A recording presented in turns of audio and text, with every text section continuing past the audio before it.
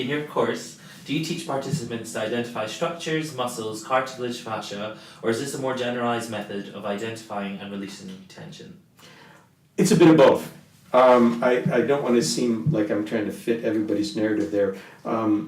Anatomy is important, physiology is important, but it has its limits. I mean, we talk about identification of structure for safety. You got to know where the carotid artery is. You got to know how hard you should or shouldn't push in that area, right? But when it comes to issues of quote unquote muscle tension, it's multifactorial. So I tend not to work from, okay, we're going to treat this muscle now, and now we're going to treat this muscle. I tend to put my hand in an area, and the two of us start to feel, so to speak, right? I'm poking around for the frozen chicken a little bit, while they're feeling what I'm feeling to see if they can start connecting with that sense of relevance. If they say, well, what muscle is that? I'll back away and we'll talk about the muscle if that's important to them.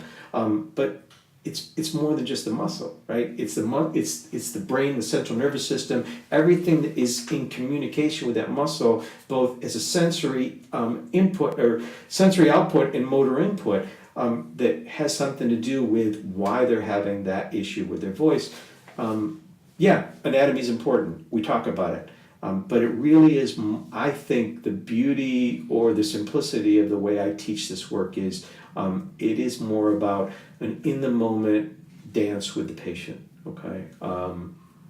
That's beautiful. Yeah. An in-the-moment dance with the patient. And honestly, we talk about dance a lot in the seminar, where we start dance with, the old, the footprints on the floor, where you're going to learn the ballroom dance. And then after you've learned the dance and you learn that the most important thing is the communication you're having with the patient, where it really becomes more of an in-the-moment decision-making process, like a modern dance might be, where you're making choices on the fly, not that you had to pre-plan them.